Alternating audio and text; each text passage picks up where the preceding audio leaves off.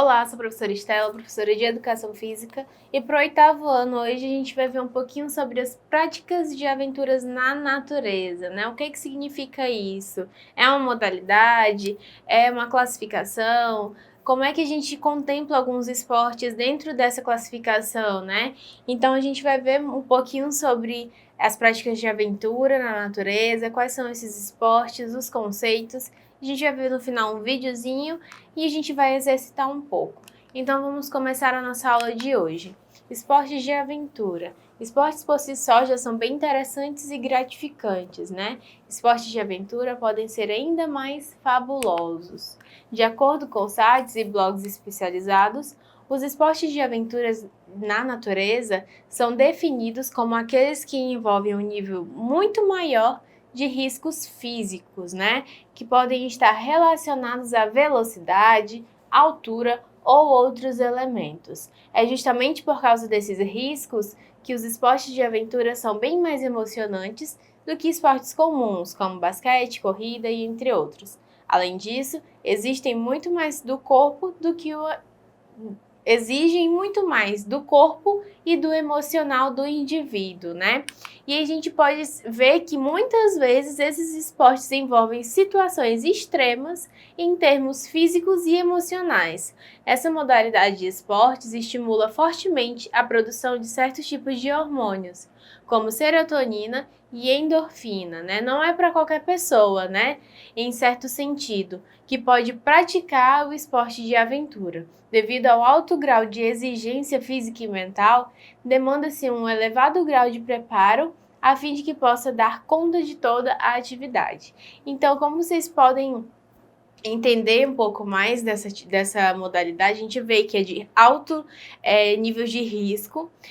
A gente pode ver também que ela proporciona ao indivíduo aquela adrenalina, né? Que tem muita gente que ela gosta daquele friozinho na barriga que dá no esporte. E a gente viu nesse último slide que diz que não são todas as pessoas que podem praticar. Então, quando a gente fala isso, não quer dizer que a gente vai excluir uma parte da população. Mas não, por exemplo, se existe aquela pessoa que ela quer muito fazer esse esporte, ela pode ir gradativamente tentando praticar dos mais leves aos mais intensos, né? Claro que com recomendação médica e tudo mais. Tem algum desses esportes radicais que até mesmo idosos fazem, né?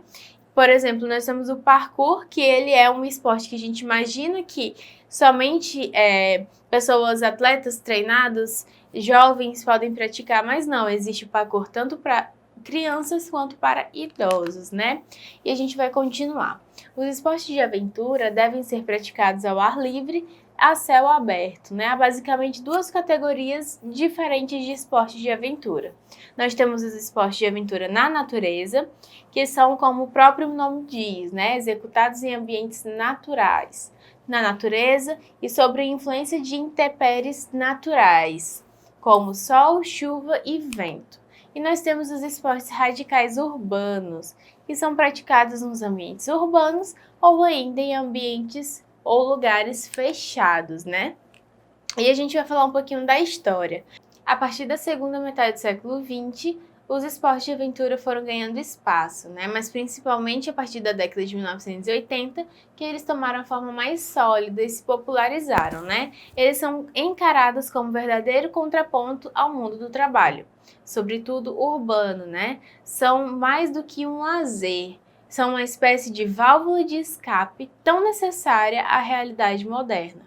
É aos poucos que os praticantes de cada modalidade se juntam, se organizam e criam toda uma estrutura para a prática esportiva, oficializando a existência do esporte, né? E a gente tem alguns exemplos de práticas corporais de aventura na natureza, né? Nós temos asa delta, arvorismo, paraquedismo, balonismo, tirolesa, mountain bike, canoagem, mergulho, escalada, surf, corrida de orientação e o bungee jump. E nós temos agora duas perguntas para fazer para vocês, né? A primeira é: esses esportes podem ser praticados como forma de lazer e na escola? E a segunda pergunta é: somente profissionais podem praticar esses esportes? Então a gente vai responder essas perguntas agora. É claro que esses esportes eles podem sim ser praticados de formas de lazer e podem também ser praticados na escola, né? Tanto que a gente faz mesmo até forma de aquecimento para vocês, alguns esportes desse, ou então a gente pega algumas características daquele esporte, a gente pode incluir em outros, dá sim pra gente fazer, até mesmo você, daquela forma de lazer, você pode aprimorar, gostar e posteriormente já praticar essa forma mais competitiva, né? E a segunda pergunta é se era só profissionais que podem fazer essas atividades. Não, todas as pessoas podem praticar com um auxílio de um profissional. Claro que você não vai chegar um dia e falar assim, hoje eu vou fazer uma escalada, vi uma montanha e vou pegar uma corda. Não é assim que funciona, até porque você vai estar colocando sua vida em risco. Então, são essas as respostas para essas perguntas, espero que vocês tenham entendido. E a gente vai para outros nomes usados para essa prática esportiva, né? Também são chamados de esportes de aventura, esportes ecológicos, esportes radicais, esportes de ação, californianos, atividades de aventura, esportes extremos, treinamentos experienciais, esportes selvagens e experiências ao ar livre. E a gente quis falar essas nomenclaturas diferentes para vocês, que é para vocês entenderem melhor, né? Caso outra pessoa fale em outro momento, mas você entenda do que ele está falando, né? O esporte e educação, né? É importante colocar que essas práticas podem ser praticadas por qualquer pessoa, desde que não possuam algum tipo de problema cardíaco, hipertensão ou problemas associados a vertigens, equilíbrios e afins, né? Toda atividade desse tipo pode e deve ser praticada como forma de lazer e educação, desde que monitorada por profissionais, evitando assim maiores problemas. E a gente vai ver desse esporte no papel na escola, né? A gente vai falar sobre o rapel, por exemplo. É um esporte que é encontrado em vários tipos, mas a sua abordagem é mais eficaz na escola é o rapel inclinado e vertical, que pode ser adaptados para as aulas, sendo realizado em ambiente de quadra esportiva ou poliesportiva, com muros de seguros, né? E a gente vai ver, por exemplo, o slackline, né? Que também é bem difundido, vocês já conhecem, em sua maneira de adaptação nas aulas, ele pode ser desenvolvido em curtas distâncias, com uma fita de 5 a 15 metros, em diferentes tensões e folga da corda em seu comprimento, né? Nas aulas de educação física, com certeza vai ser bem aceita pelos alunos, permitindo a possibilidade de execução, né? E a gente tem também a escalada.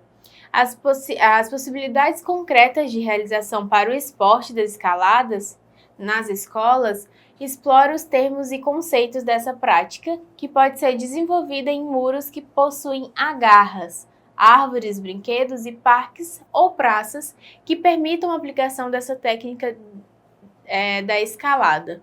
Existem muros de agarras pequenas e agarras grandes, dependendo da sua faixa etária, que aborda os tipos de pegada de mão, né? A escalada pode ser feita também em acesso a ginásios e as rochas, né? Então, como vocês puderam ver, a gente citou 3 modalidades que vocês podem estar executando na escola, claro que com o professor de vocês, né?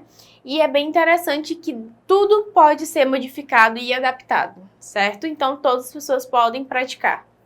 E agora vocês vão ver um vídeo sobre essas práticas de aventura, né? Bem interessante também, eu espero que vocês prestem atenção no vídeo. Vamos lá!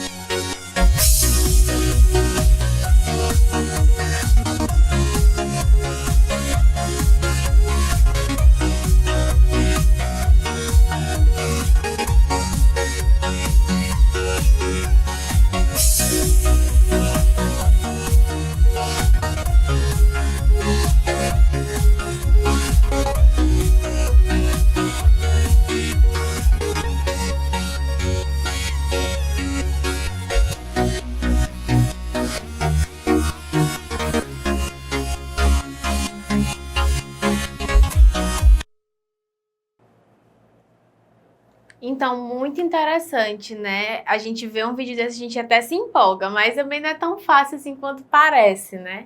E a gente vai exercitar um pouquinho agora. Vamos lá.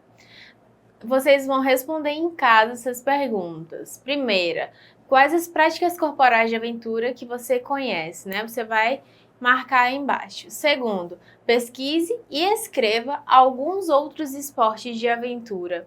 Terceira, qual das práticas de aventuras vistas no vídeo você gostou mais? Quarta, marque quais são os perfis e estilos dos praticantes de esporte de aventura, né? Você vai assinalar também essa daí. Quinta, marque como os esportistas radicais são vistos dentro da sociedade. E sexta, na prática dos esportes radicais que você viu, quais são os equipamentos de segurança que são usados para minimizar riscos? E sétima, como os praticantes de skate e patins que possuem maior facilidade podem ajudar os colegas iniciantes. E é isso, gente. Eu espero que vocês tenham entendido. Não esqueçam de acessar a plataforma e responder todos os nossos questionários, nossos exercitandos. E até a próxima aula.